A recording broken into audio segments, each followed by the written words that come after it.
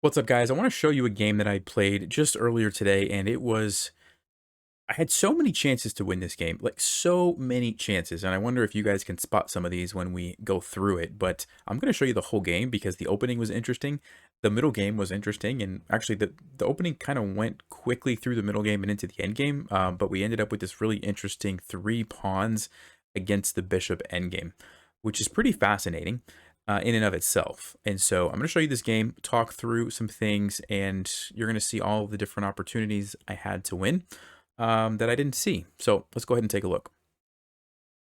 All right, now this game was played over on the Immortal Game platform, so that's why the ratings there seem to be a little bit lower. But this is somebody who I've played before. Actually, I did a video previously playing against the same person, and I feel like we're about the same level. Maybe you could say this person is slightly stronger than me as far as tactical abilities, but seem like we're pretty even. Anyway, I had a particular quest in this game, which will come up later, and I'll talk about that when we get there. But let's go ahead and get started, I guess, for now. So we go into the two knights defense.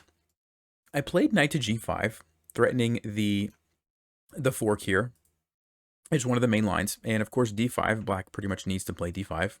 I captured it, and what I was really expecting here was the move knight to a5. This is kind of, I would say, the main line if you want to avoid the fried liver attack. Now, my opponent did not do that. They took on d5, and this is a move that you're not going to see too often at the top levels because most players don't want to allow you to play the fried liver attack. And this guy obviously didn't mind. And so I was like, hey, let's do it. This is a lot of fun usually for white. So the point here behind sacrificing your knight is that it lures the king to the f7 square so that you can follow up with queen to f3, which is a fork. So it's a fork on these guys, and the only way black can save the piece is to go to e6, which is playable. It's not like it's immediately losing, but now you have to play the rest of the game with your king on e6. And you are up a piece, but it's very, very dangerous, right? And that's the whole point and why a lot of people avoid this line as black. So I was like, okay, this looks pretty good for me. Let's follow up with natural move, knight c3, tax the knight. And I've actually done a couple videos on this in the past, and it's been a while, and I don't play this often. Like I said, most people don't even let you play this line, and so I didn't remember the best continuation, but I think d4 is maybe slightly better here. I also believe black is supposed to play knight to b4. It gives black a little bit better chances. You have to defend the knight, and so knight to b4 is kind of the other way to do it instead of here, but I couldn't remember exactly, and so I just castled, which I think is the second best move here. It's not a bad move. It's getting ready to bring the rook over, but there's something about just opening up right away. It's a little bit better. But anyway, c6, and now d4. King goes over here, and apparently I'm supposed to leave the tension here. I was checking it with the engine, and it's saying like bishop g5 first, and I traded, which is not the greatest because it does allow black to kind of run away, whereas I could have had a developing move instead, right? So, but anyway, we get into this. I bring the rook over to pin it. He adds a defender. Bishop to g5. So I'm pinning here. I'm pinning here. This is kind of a pin as well. And so there's lots of pins happening, but black is actually pretty solid. Everything's kind of defended. And here I saw this line, this opportunity to trade some stuff off and go into this position, which I thought was going to be fine because I have a tempo on the queen, and I'm going to bring this rook over and have two rooks. And it just looked like maybe I was going to have some potential, attacks on the king here, or some sort of something with the queen and rook. Wasn't exactly sure, but I thought I could give it a try. So I played queen f7 first, then the rook came over, and then let's see. I started grabbing some pawns. Queen takes g7. Yeah, right here. I said, you know what? I don't really see an immediate checkmate. I don't really see, an immediate attack on the king. Black has done a pretty nice job of, it almost looks like they just castled queenside at this point, right? Now we're kind of just playing chess. But I noticed that 3 pawns for black, and I have 1, 2, 3, 4, 5, 6, 7. So I'm like, okay, 4 pawns is a lot of pawns for one piece, and they're nice and pretty. They're all connected. I don't have any doubled or isolated pawns. And so I said, you know what? Let's go ahead and trade. Let's just trade everything. Just trade all the rooks, and I'll even grab another pawn, right? And I said, I've got to have good chances to win this game. Like, I just have to. Look at all the pawns, right? So Stockfish seems to agree with me. It's just slightly better for white. Queen here, I have to be a little careful. There's a back rank checkmate threat, and the queen is also kind of starting to target my pawns. And so because of that, I said, you know what? Let's go ahead and do this. Now, Stockfish says Queen F5 check was a good move, followed by Queen. What am I supposed to play after this? Queen to D3. I don't. So it basically wanted me to throw in this check. I don't know why. Anyway, I played there immediately, and then I saw the opportunity to go ahead and force the queen trade. And I said, okay, let's do that because I'm going to have the 3 connected pawns against the bishop. And for some reason, in my mind, I thought this was a winning endgame. And I just actually, before recording this video, I was looking through my old endgame book here, Mr. Ruben Fine's Basic Chess Endings. And apparently, if you just like removed all of these pieces, well, actually, let me go ahead and I did go for the trade. If you go ahead and remove like all of these pieces, and so you just have the pawns against the bishop, apparently it's a draw unless you can get the pawns past the 4th rank, I believe, is what I was reading. But then I'm not actually sure, if there are other things that go along with that. I think there are, because there were some examples where it was showing like depending on the placement of the bishop and the king, there could be a setup where black can actually draw. So the point is, it's not as clear cut as I thought it was. I thought it was just, oh, it's just a win. You just throw your pawns down the board and you win. That's not the case. So had I known that, I might have made a different decision. Now that I know that, going forward, maybe I'll make a different decision. Now in this case, I think it's a little bit different because there are pawns on this side of the board. Because black's king is going to have to go over here to stop these guys, which should free up my king to come over here and kind of target these. So I think this is a different situation. We're going to check that with the engine too as we go along. But I was pretty confident, and I got a little bit overconfident here actually. So game goes on. I didn't really worry about that pawn because I wanted to just get my king centralized and start pushing these guys. All right, so here we go. It's looking pretty good. Pawns are rolling. F5, there we go. So here I played H6, king here. And now there's a move that I should have played, which I did not play. And I'm actually really disappointed in myself for not finding this because it's really not that hard. So I'm going to let you guys have a chance. Go ahead and pause if you'd like and think through, what's the move here for white? What should white play in this position to really just get to a winning position pretty easily? Well, if you had a chance to look at that, the move that I should have played is f6. And it's a very simple move, okay? The point is we're blocking the bishop off from supporting or defending the square from the pawn. So that if the king tries to stay here and keep my king out, I'm just pushing this guy and it's a queen. Black can't stop it. Of course, if black decides to sacrifice for 2 pawns, well, remember these pawns that I talked about? While black's king is distracted going after this guy, I'm going to come over here, take these, and I'm going to have 2 pawns left, and I'm going to win the game, okay? So because of that, the only thing black can really do is try to go here to temporarily kind of slow down these pawns, but I have numerous ways to win. The easiest is just play h7. The king actually can't catch the pawn. I could also play king f5 and then check and then keep going with the pawns that way. Would also be completely winning. So that's it. Like, that's all I had to do, just play f6. And I knew this in the back of my mind, that I have to be careful putting all my pawns on white squares. And yet for some reason I was getting a little bit overconfident. I was playing pretty quickly, and I don't know, blitzed out the move g6 after just a few seconds of thinking. In my mind, I was thinking I was going to be able to play, g7 to block off the bishop, and at some point later follow up with this when I don't know. I don't know. Anyway, really bad move, because now bishop to c1 and I have a problem. And my problem is, if I push this pawn to try to get a queen, well, the king's going to stop me. And if I push this, again, the king is just going to start eating up my pawns, and now I'm probably just going to lose. And so I had to play this to save my pawn. But look at my pawns now. This is not what you want against the bishop, because now my opponent just goes back here, and guess what? That bishop is stopping all 3 of my pawns. Not at all what I want. And now Stockfish is saying it's equal. All right.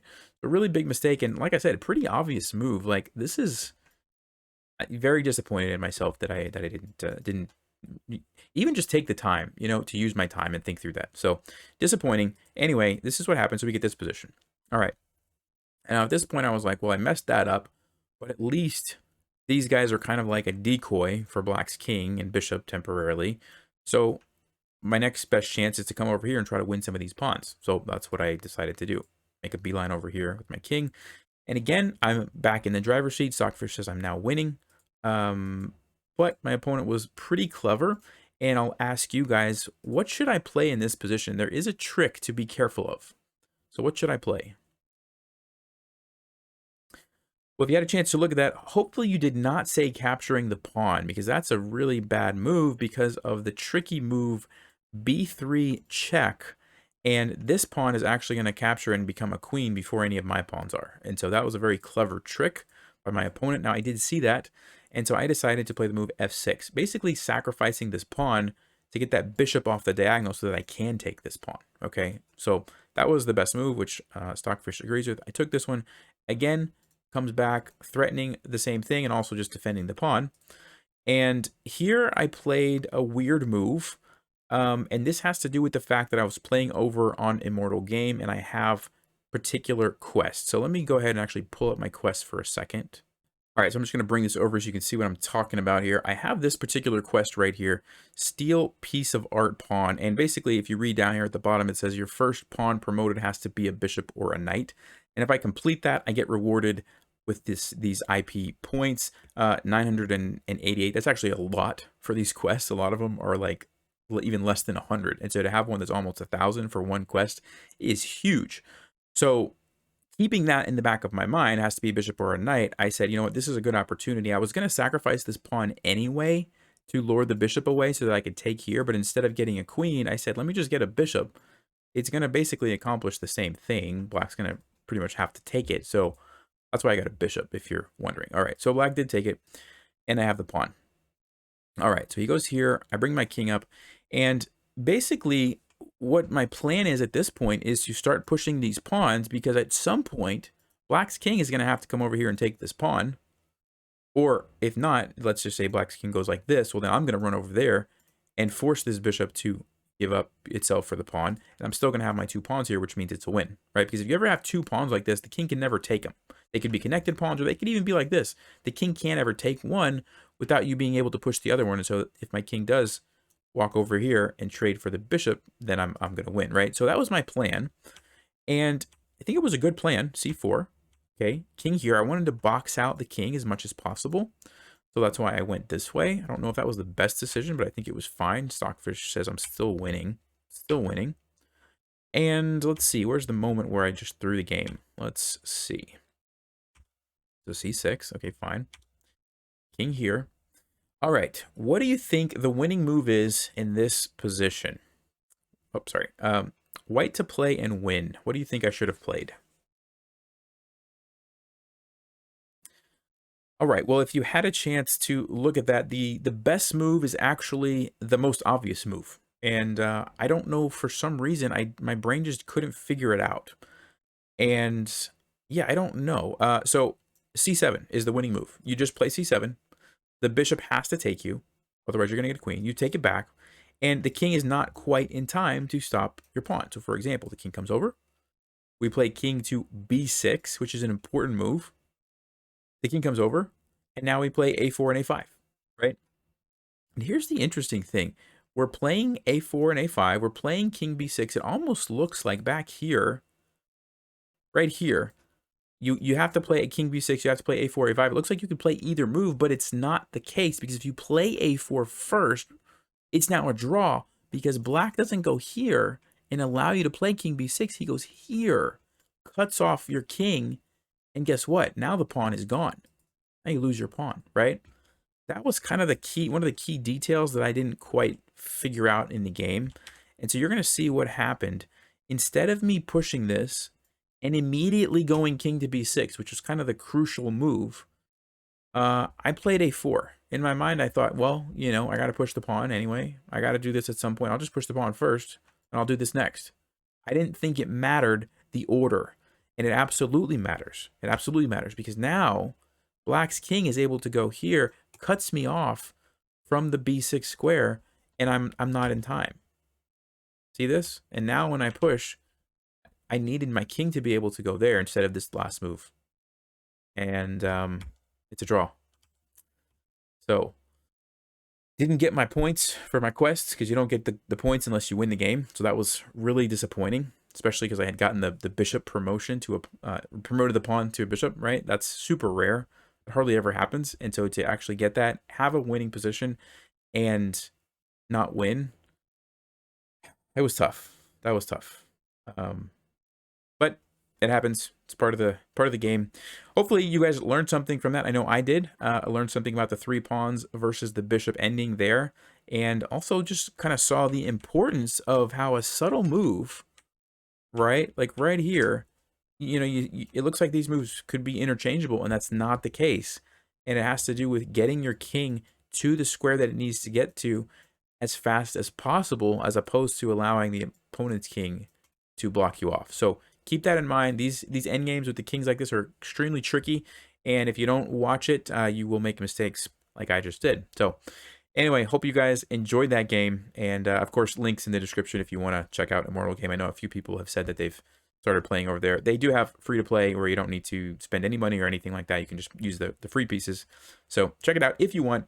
I've been getting some really interesting games over there. I don't know what it is. Like, it just seems like the games are more interesting. I'm not sure if it's because people are trying to do quests and they're playing these kind of weird moves and weird lines that you don't see in normal chess. Something about it has led me to a lot of interesting positions. If you've been watching my games, you know what I'm talking about, like some of the weird end games that we've seen. Anyway, I'll see you guys next time. Stay sharp, play smart, take care.